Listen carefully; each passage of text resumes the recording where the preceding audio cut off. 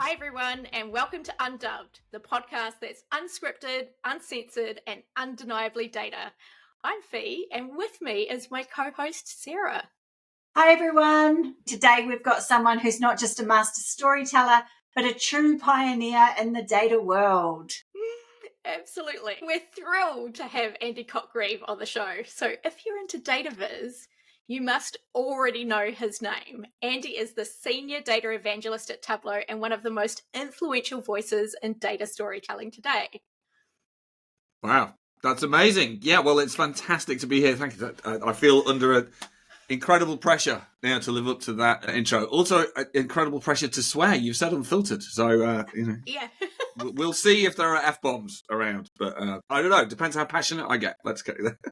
Let's see where we can take you.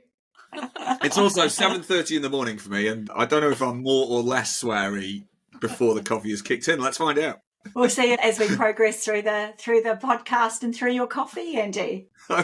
Absolutely. I've got a whole pot, so I'm ready for anything. Nice. Now, I first met Andy in Singapore quite a few years ago when he was doing a little Evangelist Tableau tour around the globe.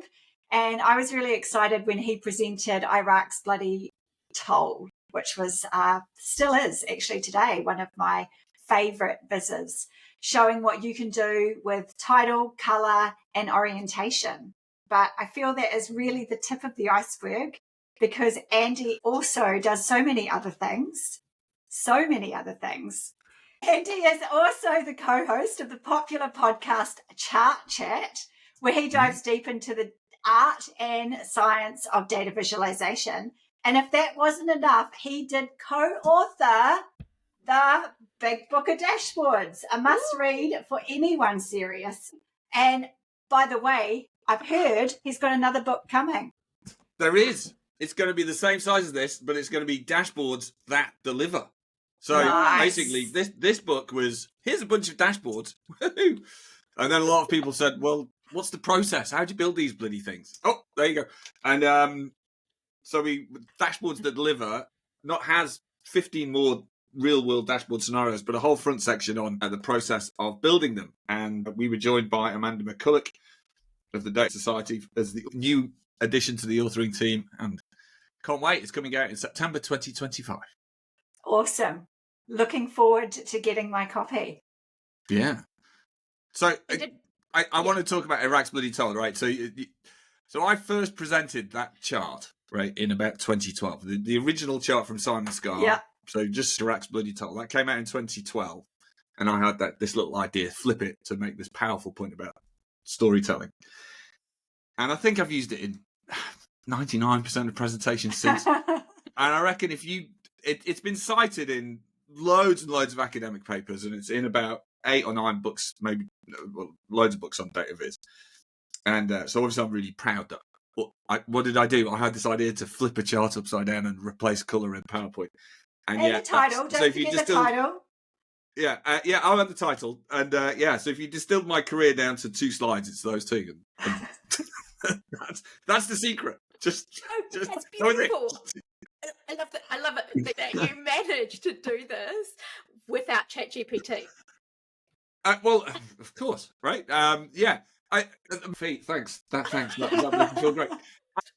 But I have sought a newer chart that enables you to make that flip so quickly and effectively as with the Iraq chart, right? You know, there are loads of ways you can make that point with other visuals, but none is just so punchy. So anyway, I'm very grateful to Simon Scar for doing the original chart. I love it. Well, what a great anecdote, which leads me on to my next point, where you've been helping people see and understand data for over 2 decades. And whilst you've been speaking around on all those stages around the world and advising Fortune 500 companies, your blog, Gravy Anecdote, is actually legendary in our community. And a fun fact, if people don't actually know or don't know you well, Gravy Anecdote is actually an anagram of your name. I didn't know that. It is indeed. Gravy, I mean, you didn't know that, Sarah? No, I didn't. There we go. I've learned something already. Yeah. Great. Andy Cotgreave is also an anagram of converted gay, which I didn't think would quite hit for SEO purposes the audience I wanted. And Andrew Cotgreave is an anagram of waved erect organ. Again, probably not good for a data storytelling blog, so I went with Gravy Anecdote. There you go. But really suits our explicit podcast.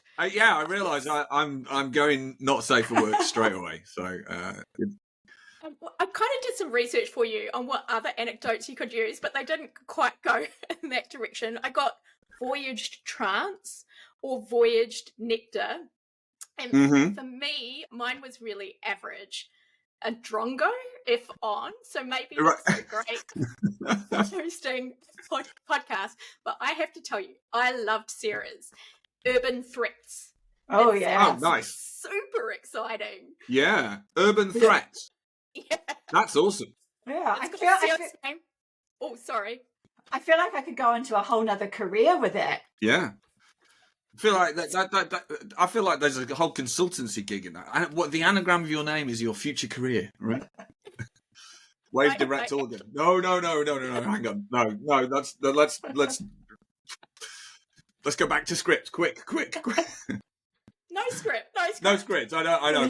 But back on whatever we're supposed to be talking about. Maybe a few notes there, obviously, with some research. But I do think that Sarah's kind of suits her being the urban threat. Urban threat. I love that. Mm-hmm. Okay, Fee, I think that's enough of a side quest. Let's get back to the podcast. What I love most about Andy is his no bullshit approach to data. He's all about making data relatable, impactful, and let's face it, if you've seen him at Iron Viz, most of his outfits steal the entire show.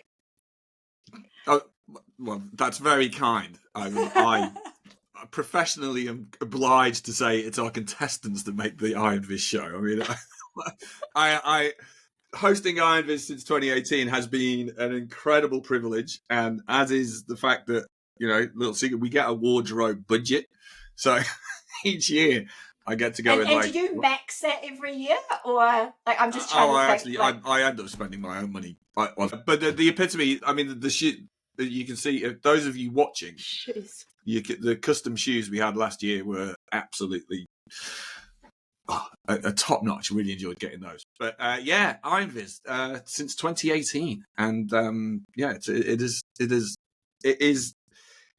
it's such a joy presenting it. And the last 2 years, in some ways, have been the best because as I've gotten more and more comfortable presenting it, I'm less.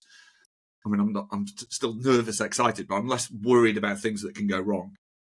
And so now it's just it's a brilliant opportunity seeing the journey of the contestants as they arrive on site, introverted, terrified, wondering why the hell they entered this feeder competition, thinking, is my Viz any good, right? And then throughout, because they're sort of backstage all the time of conference rehearsing, and then just watching them change from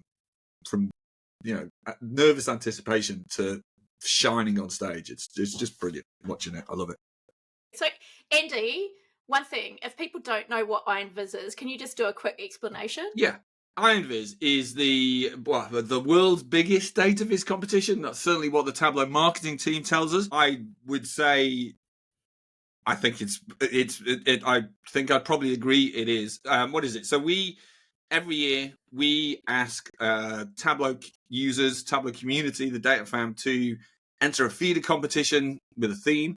The top 3, as voted by community members, win the privilege of coming to conference to take part in the Iron Viz Grand Final. They are given a data set. They are given 20 minutes to build a visualization live, and then 3 minutes to tell a story about that visualization. They get judged on analysis, design, and storytelling, and the winners, now receive a hefty cash prize. And it's an absolute party at Tableau Conference.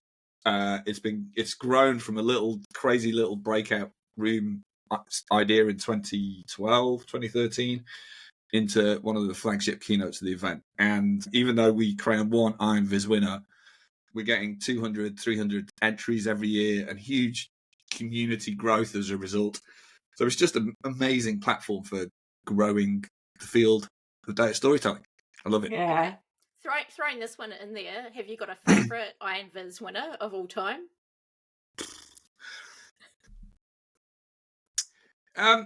Okay, so the first thing that comes to mind there is actually Lindsay Poulter, 2019 Iron Viz. So in that was the year there was a tie, and she was not in the tie. So in fact, we had two winners, and Lindsay didn't win.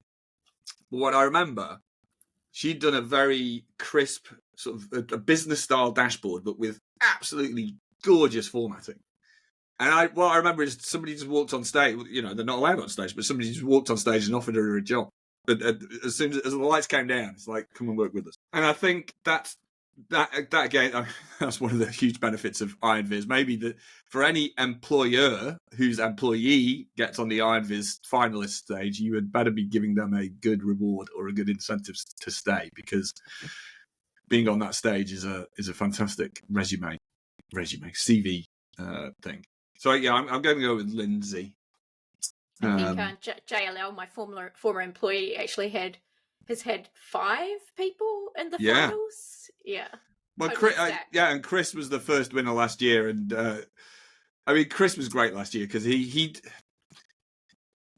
the story part of Iron Viz is so important. You know, you can build something mind blowing, but you have 3 minutes to tell a story. I mean, you know, this is fundamental to data storytelling. It's like you can build the most effective, beautiful thing, but as a human being, bringing it to life through the drama and the story arc can transform it. And Chris just had a really well-timed, humorous, insightful story, which I thought was fantastic.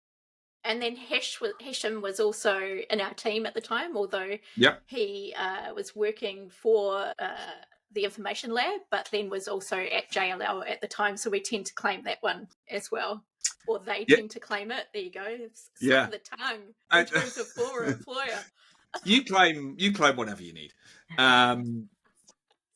Yeah, Hesham did that was a really difficult data set. Oh my god, we could talk for hours about the Iron Viz data sets, but that was a data set without a timeline, which makes it really hard to find and tell a data story. But all right, let's wind this up about Iron Viz for now then, and move on to the main topic of the day. So, Andy, for those playing along at home, what does data evangelism mean to you?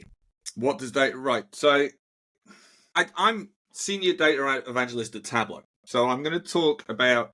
I'll answer that first specifically from the perspective of working at a data analytics vendor. So an evangelist in tech industry parlance is, for me, somebody who is passionate and authentic and an expert in a field, right? So I'm extremely passionate. If you've ever seen me speak, you'll know that's true.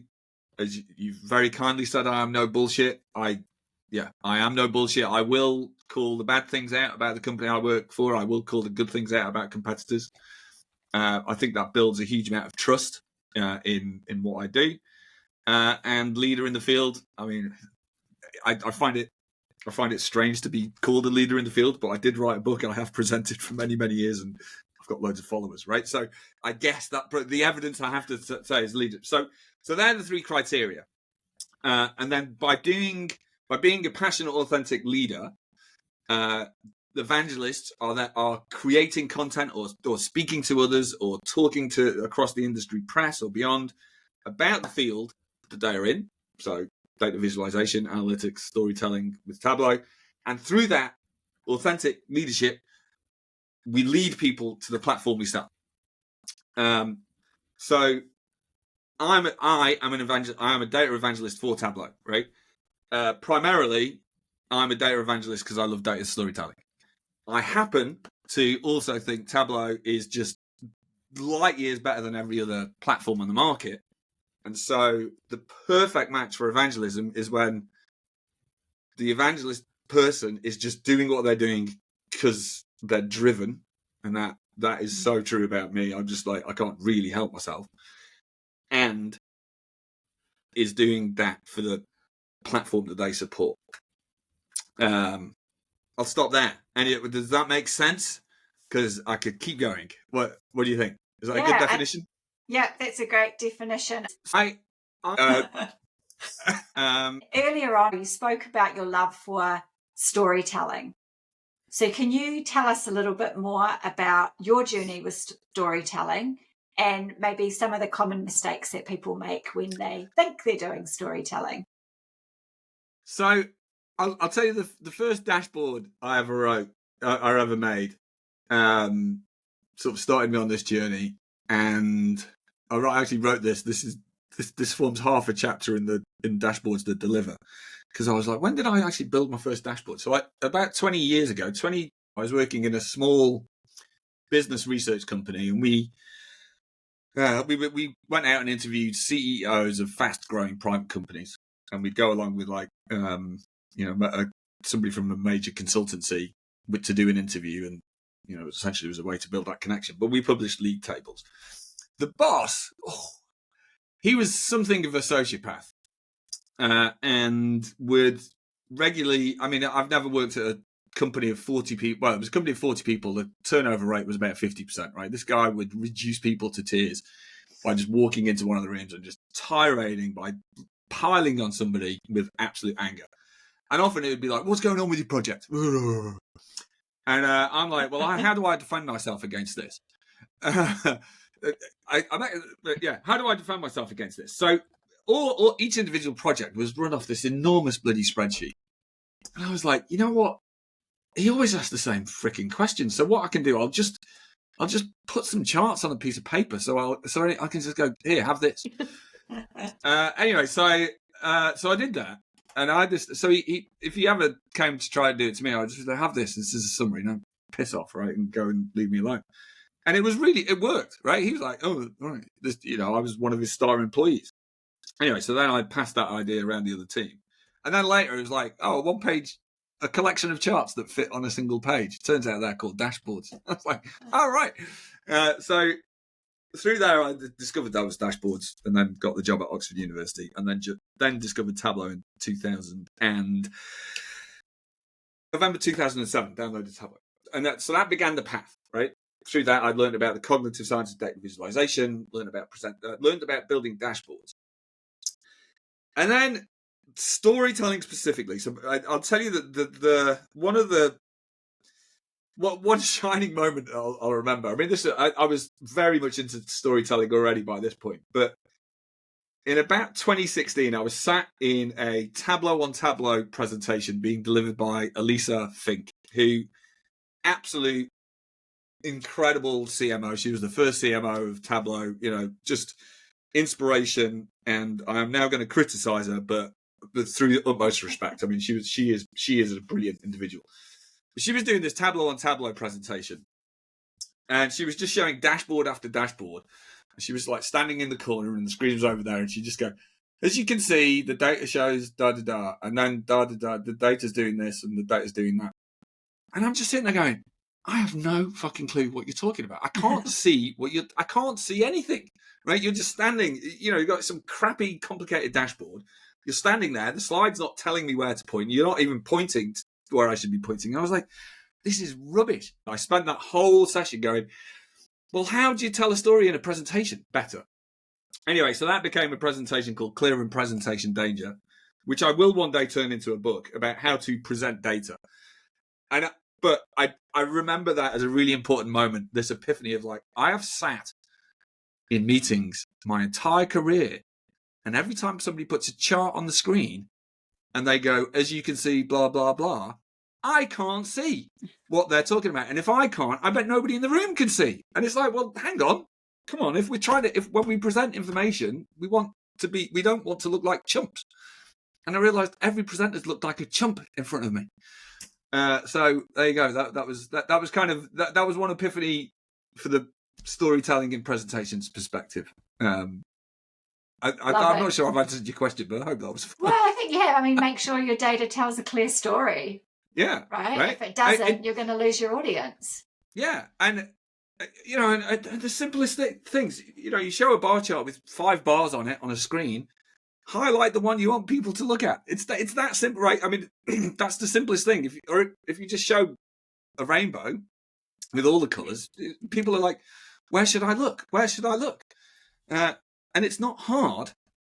It's not hard to make that decision. And I will challenge people. When people say, "Oh, I can't be bothered," I'm like, "Well, you can't be bothered to actually have your audience think you're an effective communicator. You can't be bothered to do them the service of letting them see the insight you're trying to share. You actually are so lazy, you're going to make them do the work." At which point people are like, "Oh, Andy, you get a bit cross." But at that point, I'm like, "Well, are you trying to be a professional, or are you just trying to look like a chump?" Oh, I love. Wow, I love this coffee's getting. I'm off. Right, we're going now. I love the passion in there, Andy, and it leads me in a slightly different direction, and something that's been top of mind for me recently, having to present more in our client space, and I still don't feel really confident or really like I'm nailing it. I've done many presentations before internally in corporate land.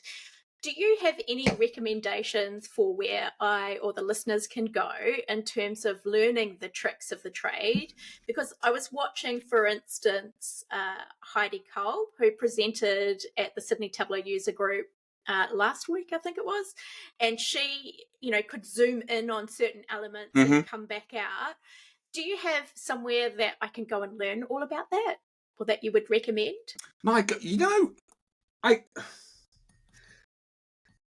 I shockingly, for the presentation side of things, I don't entirely know, right? I mean, so Cole Knaflich's books, Storytelling with Data, will give you a great amount of detail on crafting the chart for slides, right? So that's a place to go and learn about how to build the chart. If you Google me, I have some videos on how to present how to do product demos effectively, and also how to build charts. But I've got to write the book on this, because I don't think there is something. Stephanie Evergreen's got a book on presenting data, but it's several years old. It could probably do with an update. I don't know, Fee. I'll go and write a book. You.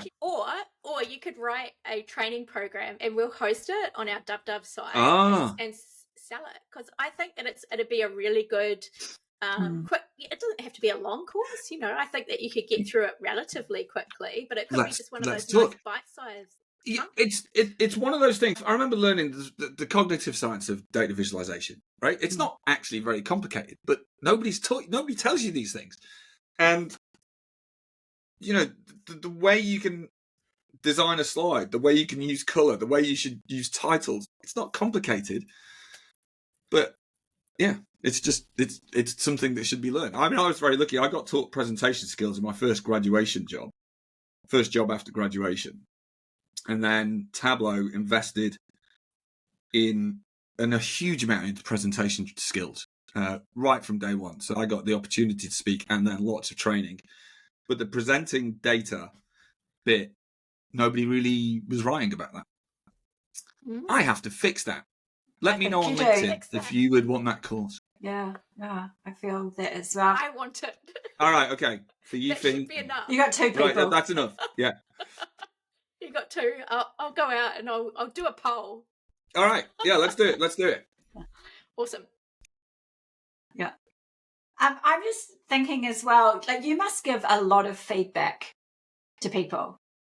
And what's some techniques that people can do when you're giving feedback on, say, data visualization?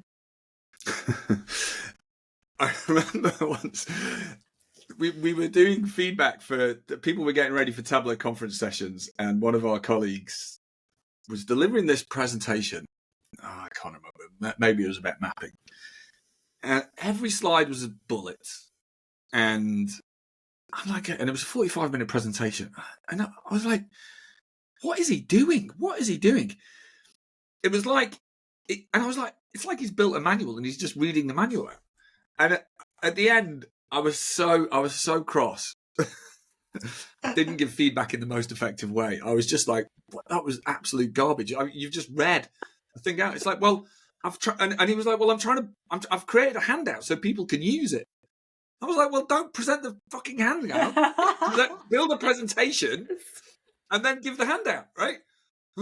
But it was delivered in a very well, not non-professional. It was delivered in a very assertive, slight. He was somewhat taken aback at the time. How do you give feedback? Never done it before. I bet he's never done it again. No, I bet he's never done it again. I mean, he was not a bad presenter. He was a pretty good presenter, but he'd just like this is a really important topic. People need a manual. I'm like, they do need a manual. Just they don't want to hear it in a presentation. Actually, one piece of advice in a 45-minute presentation, people can remember 3 things, which is shocking, right? Maybe 4 or 5, but I'm talking about a breakout style presentation rather than perhaps a client meeting presentation. So if you're informing people at Tableau conference or any thing, people can remember very few things. So what are they going to leave remembering?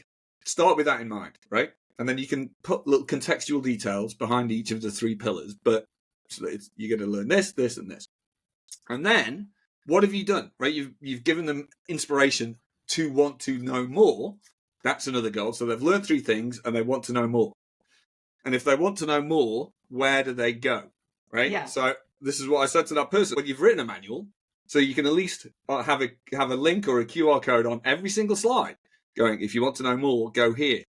So I always recommend, your presentation is just a amuse-bouche, a teaser, right? A trailer. But if people want more, where do they go? So have supplementary materials linked and ready on your first slide, each agenda slide, and your last slide to generate some continuity. Particularly in an organization like yours, you're also, evangelism is about selling and marketing, right? So that creates the funnel. If you're a member of the Data Fam trying to build your own brand, it creates the funnel. It gets people to your site. So, but it also helps the audience learn more. Mm. That's in a breakout style presentation. In client presentations, so if you're pitching to clients, you're going to be doing that probably in a lot shorter time, but I would still think you're going to get people to remember 3 things, right? And at that level, it's like you've got a maximum of 6 slides, 9 slides, 3 slides on each one. Yeah.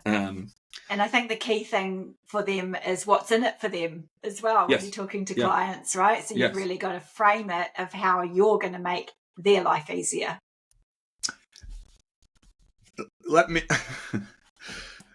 There's a certain company, perhaps the one I work for, whose first slide in every keynote is a line going upwards, right?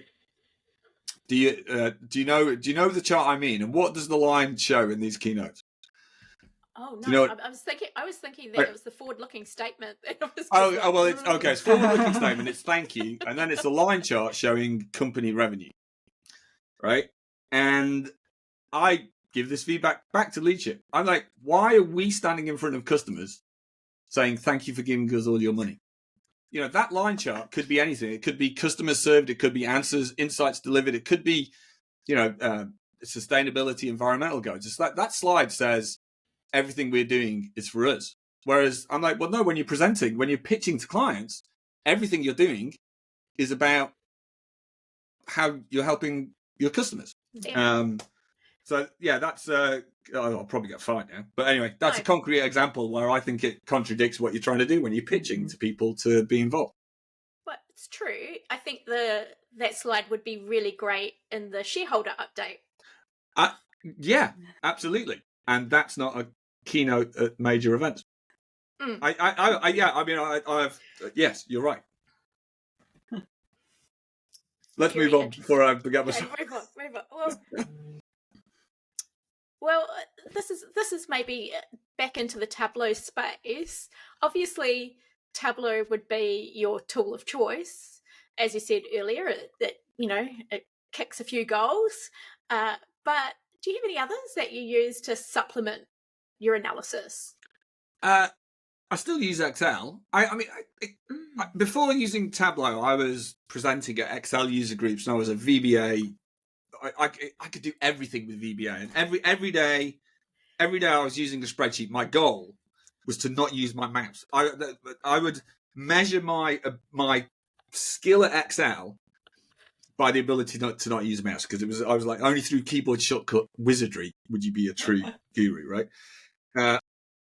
Yeah, and I would judge people harshly if they like put their hand on their mouse to do something. I'm like, just use Control Alt 3 2 1 Z, right?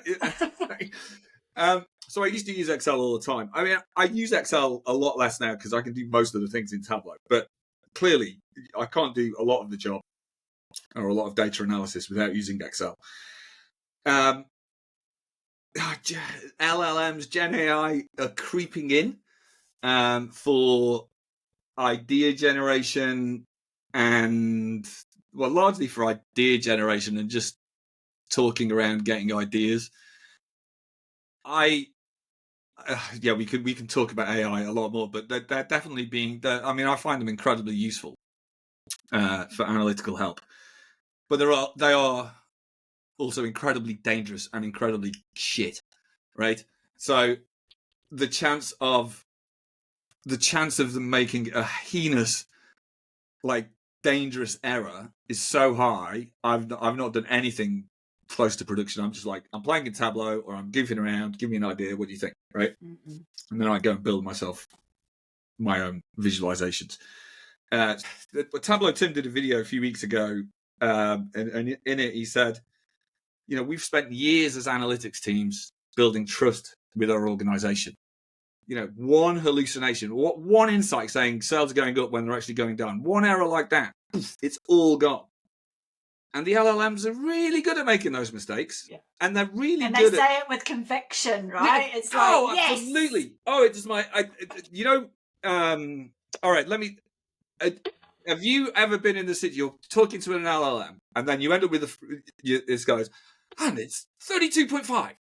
And you go, I think you're wrong. And then you get this response going, you're absolutely right. And then it goes, you've come across that, right? And you're like, it shouldn't be me having to tell you this. So that blind optimism is so dangerous. I'm using those tools, but with very, very wary constraints.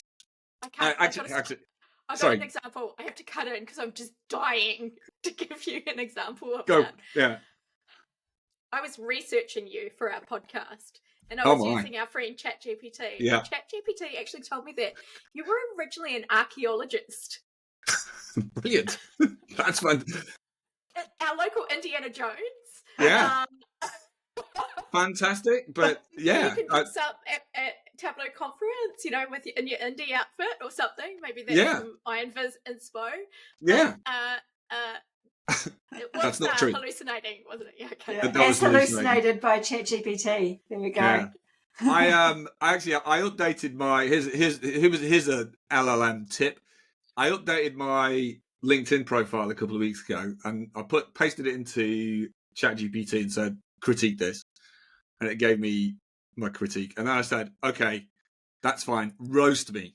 Give me the harshest critique you can. And holy cow, it was brilliant. It's like, you're just using non-words. None of this is substantiated. It's all industry bullshit, cliches, phrases, and actually it was really good. So if you prompt it to roast you, it was actually very helpful. But but Sarah, you're dead right. That blind optimism, and then when I say, you're absolutely right, I'll do it again. It's like, it drives me nuts. So Excel and a bit of AI, I think, that, and a lot of pen and paper. Yeah, can't beat pen and paper. Yeah, I agree. Love the old lo-fi. Get back to the pen and paper, and I like to use about 100 post-it notes as well, and just like have them everywhere. Yeah, post-it notes, love them. Yeah, absolutely. Yeah.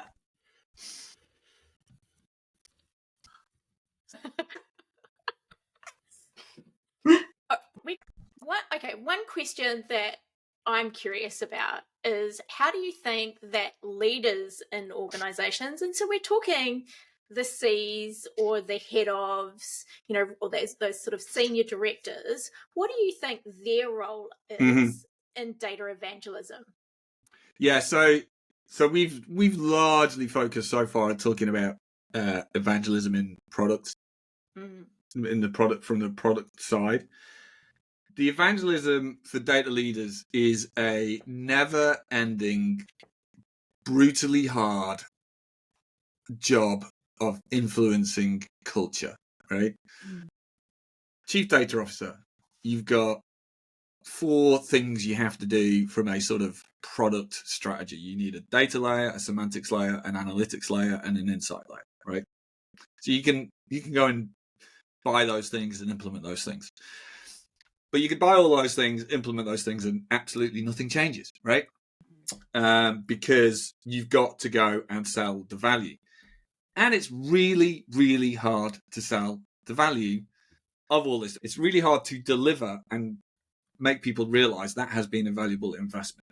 And so the evangelism job for the leaders is about endlessly banging that drum, getting the CEO to use the data in their presentations, getting the CEO to understand how long any chart he or she uses has taken and who built it. That's a full-time campaign trying to make that happen. Then getting people further down the chain to recognize that they can use data to make decisions. Well, how do you do that? You've got to make access to this stuff so frictionless that they do it. That's really hard. But making things frictionless is nearly impossible. So then you've got this job of convincing people that it is worth logging on and filling in the 2FA form to get these answers. Because people are lazy. Humans are really lazy, right? We had a customer. It was real. It was awful. Like, they had this line of dashboard usage going up on their server, and they bust their ass. Then the IT team implemented 2FA on the servers, multi-factor authentication, and usage just dropped off a cliff, and they couldn't get it back. And this isn't to say that internet security isn't important. It clearly is, but that friction destroyed their data culture trends, right? So what was the fix? So they had to rebuild that. So it's about you've got to be convincing everybody using it, and when you say leaders, it's about the CXOs and the heads of, but also you need to build the army of people at all levels across all parts of the business. I think it's really hard. I've not been a data leader. I've been very lucky that I can, turn a chart upside down, change the color and title, and see people do things differently as a result. That's a lot easier, I think, than a chief data officer implementing an infrastructure and then just keep on talking about it. You two actually probably have more experience than I do. I mean, what would you say? So I find some of the big challenges is quite often the final point is the final point, like that insights, which to me is the most important point, because why would you do everything else behind it if you're not going to see it, is often forgotten about, or it's run out of budget, or everyone's burnt out from getting the data perfect. They're not interested in the insights. And that's the bit that's like you've got to reverse engineer it, and you've got to start at the end and work backwards. But a lot of organizations don't see it like that. A lot about our role is trying to get in there before it turns into the wrong way around. Two things from that. There's an amazing book called How Big Things Get Done. The two authors' names I forget, but it's about it's mostly about large infrastructure projects and why they go disastrously wrong. Sydney Opera House being one of the main case studies in it. It's an absolutely brilliant book, but and there is the Sydney Opera House in behind feet.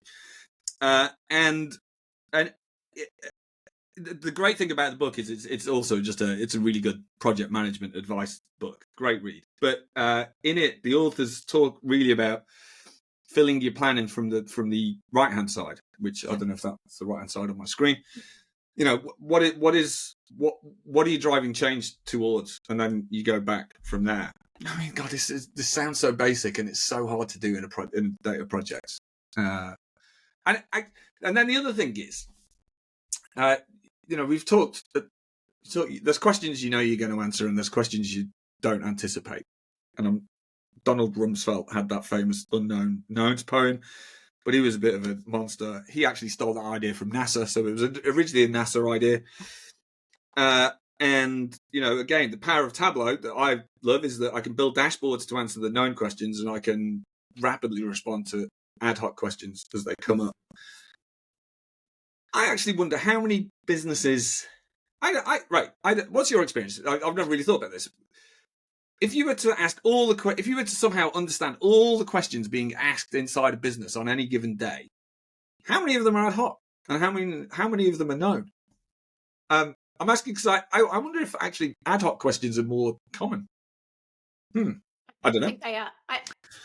Anecdotally, I would say the weight that I throw towards those questions, the off-the-cuff questions, so much higher than whatever we've developed in the standardized dashboard that's there. Now, the standardized dashboard's great because it's gone through the governance. We've ticked off this is the way that we are calculating these metrics. It's really gone through that design processes, and it's really robust. But that often leads to more questions than answers. Why is that dropping?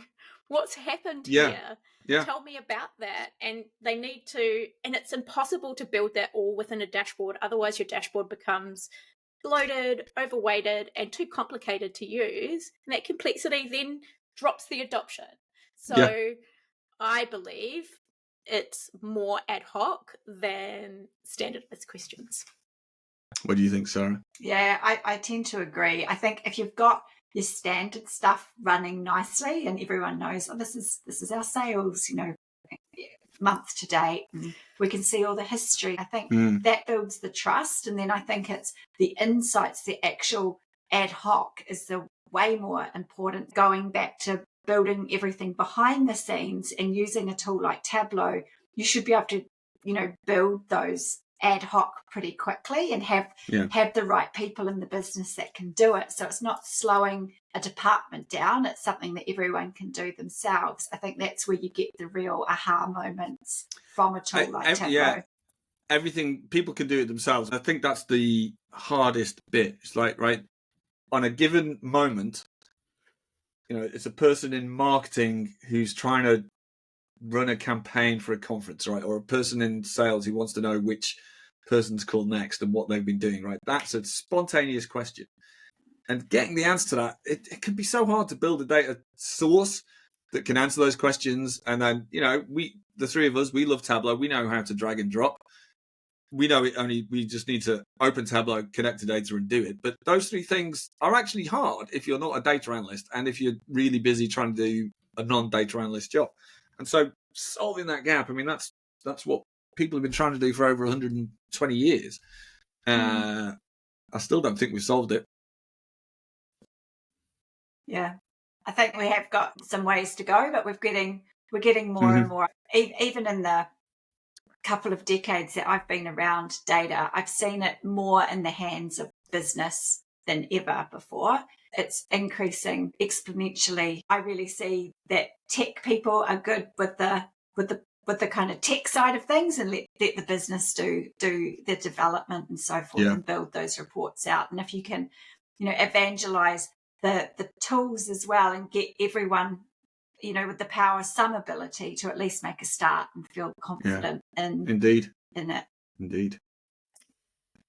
Okay, Andy, this has just been absolutely amazing, and I can see our time is creeping up, but we do have a few rapid fire questions that we have prepared. So if you don't mind, we'd like to switch gears a little bit. Do it.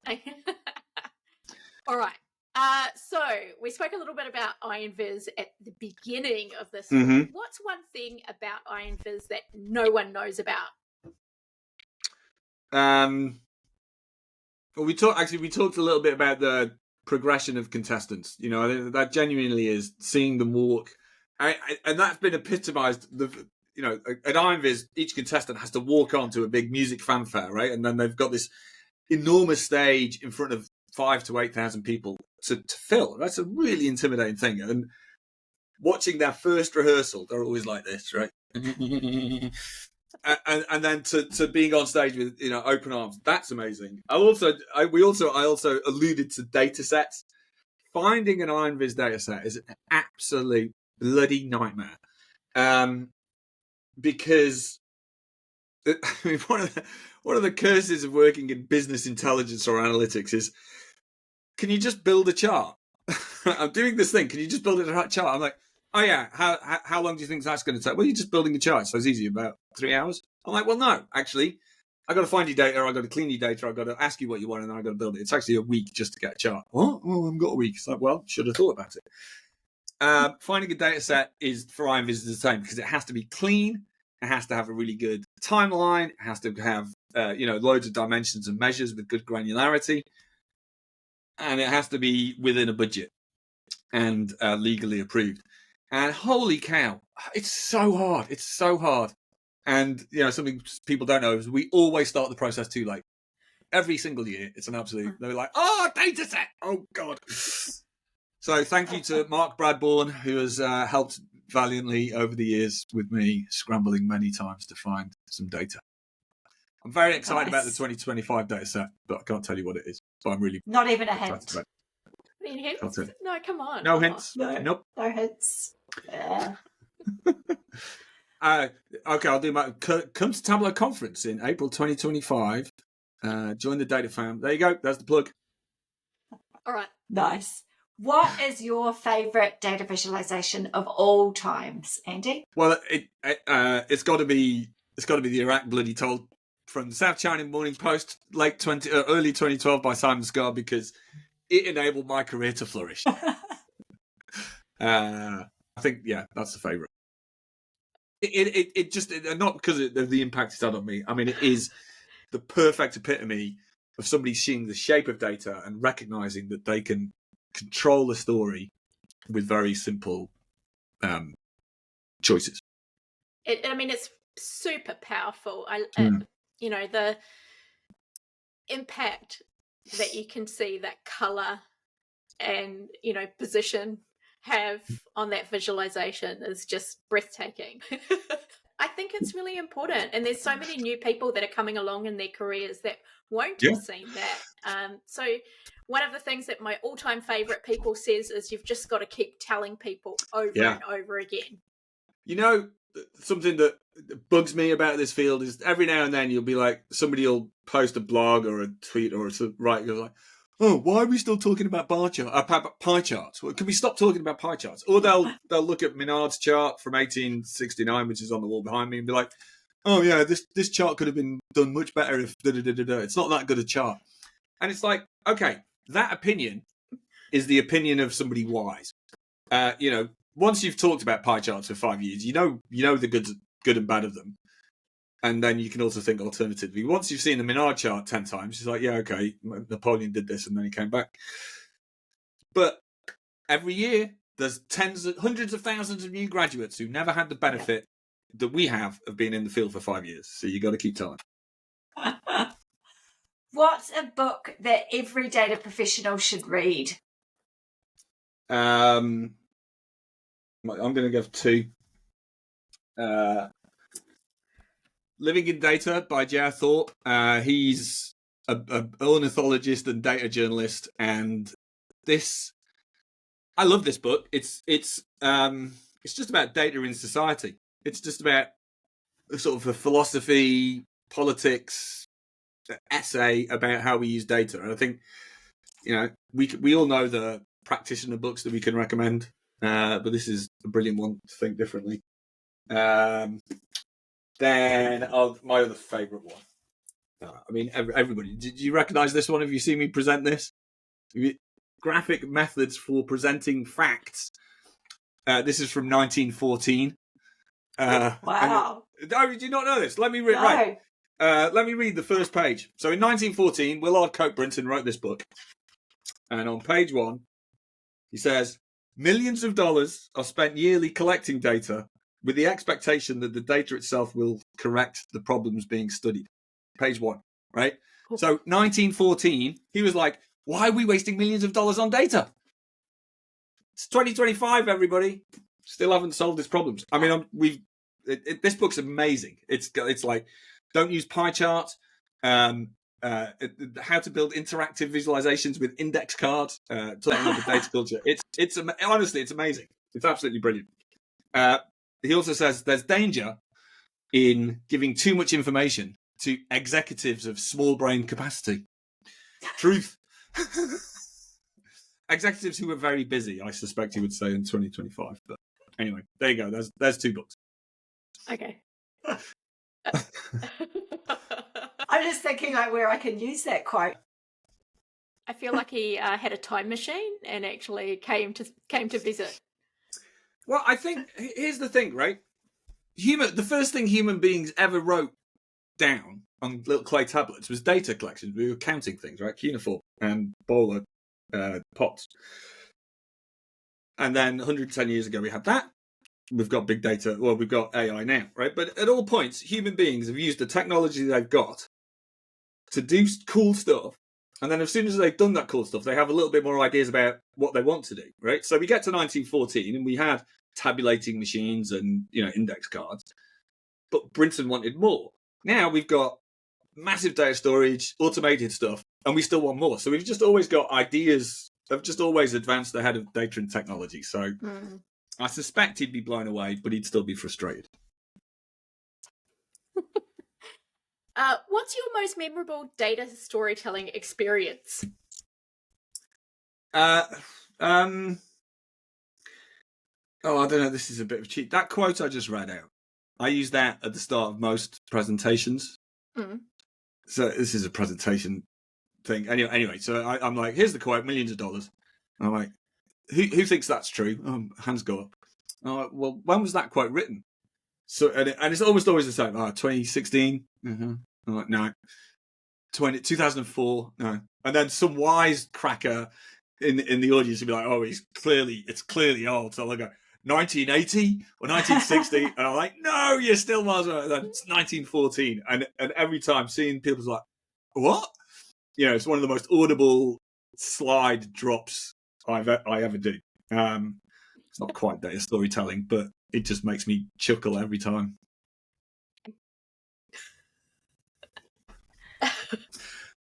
What's one myth about data storytelling that you'd like to debunk? That there is a right chart for any situation. If you build a chart and somebody says it should have been a line chart, you will face my wrath, because that's just bullshit, right? Let's assume charts are good. Let's assume it's a good, effective chart. If it's telling its story, the right chart depends on what you're trying to achieve, depends on the time available to your audience, the literacy of your audience, the insight you're trying to give away. I coined Cotgreave's law in about 2017, 2018, that the longer an innovative visualization exists on the internet, the probability somebody says it should have been a line chart increases to 1. See, it's interesting. I usually say it should be a bar chart. Or bar chart. Yeah, it could have been a line chart or a bar chart, but you change, assuming both the original one is an effective visualization, is a well-built one. A line chart gives you a different insight. You're going to show one thing at the expense of another. Ever be an exploding 3D pie chart? I mean, I'm old now. I've been in the field 20 years. Yeah, maybe, right? I mean, if you're trying to, you see, I can feel listeners just being like, oh, that cock, he jumped the shark on that podcast. That was when he really blew it, right? But if you're trying to just show on yes. Yeah, you can make an exploding pie chart in the right place. Wow. You heard it first. Yeah.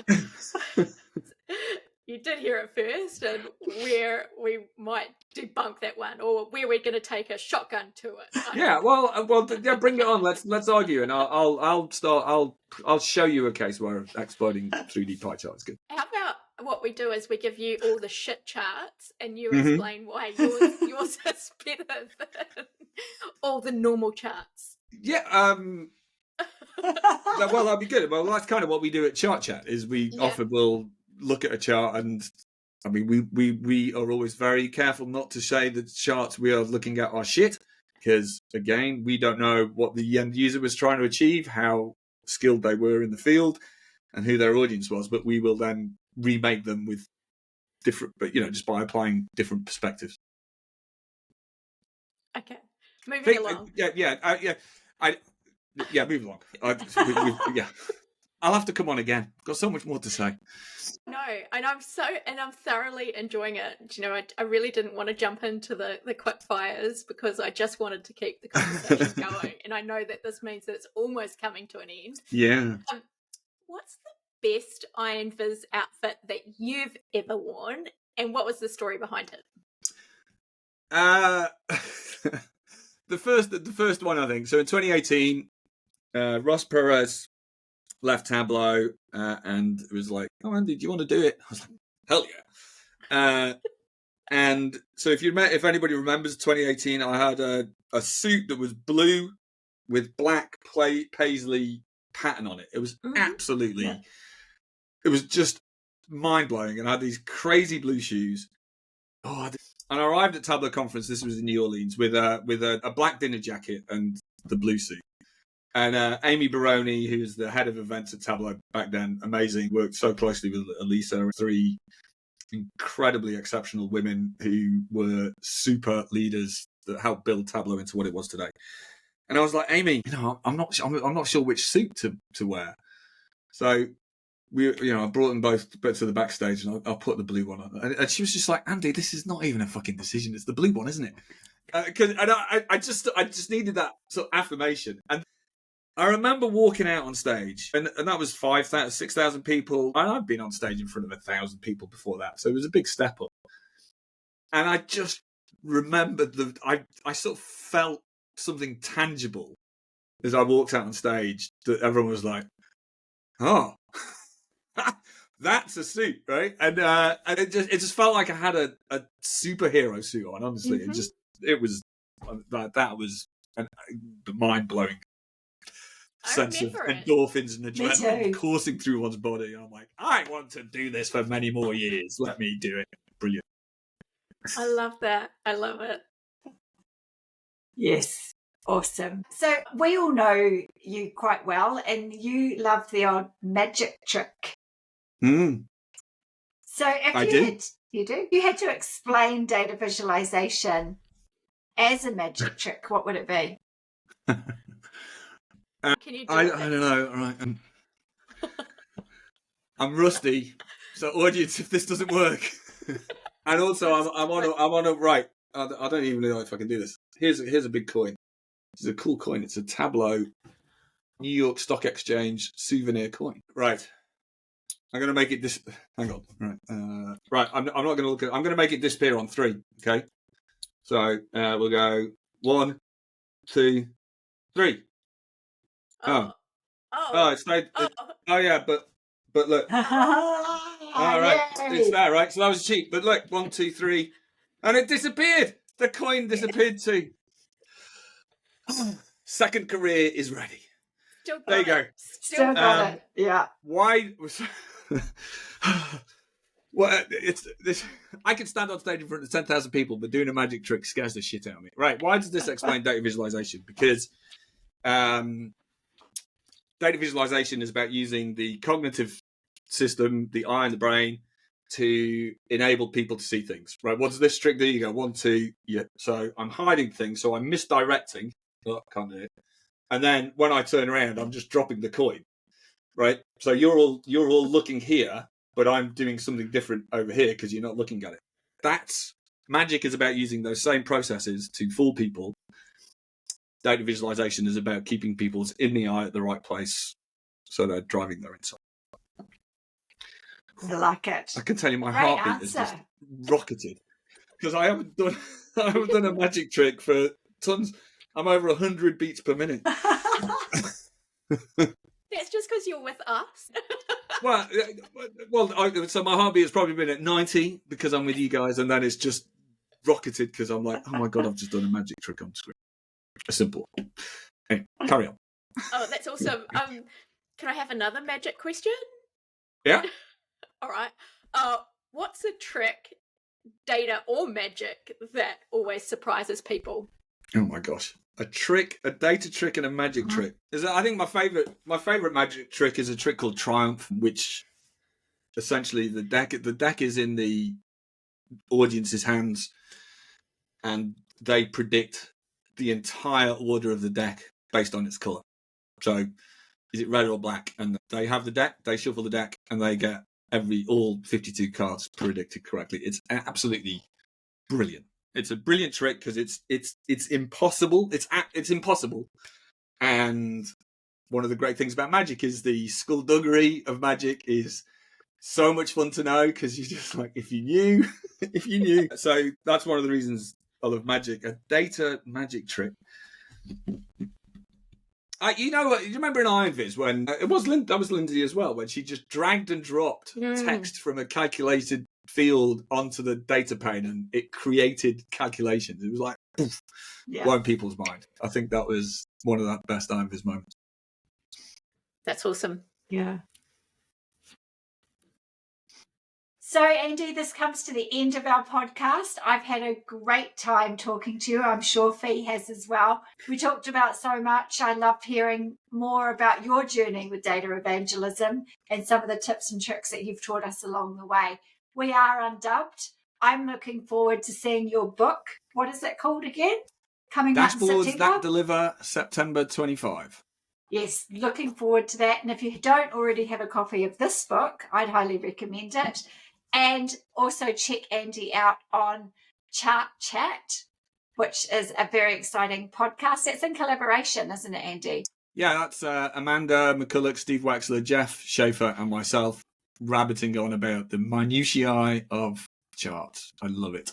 Episode 59 is live at Tableau Conference. Awesome. And talking about, if you want to see Andy in his next sparkly suit, that will be coming as well next month at Tableau Conference. Yeah, we're really excited. We've got some great contestants for Iron Viz and a data set that's very close to my heart. Awesome. Tease. That's awesome. Well, thank you so much, Andy, for joining us as a guest today. I've had an amazing time, and I really wish that we could just sit here and talk the night away, although I'm sure that Sarah might want to pop off to bed at some point. For everyone listening, please like, subscribe, and leave us a review along the way. And we look forward to hopefully welcoming Andy back sometime as well. Brilliant. Sounds Thanks great. very much. Thanks, Andy. Cheers. Bye.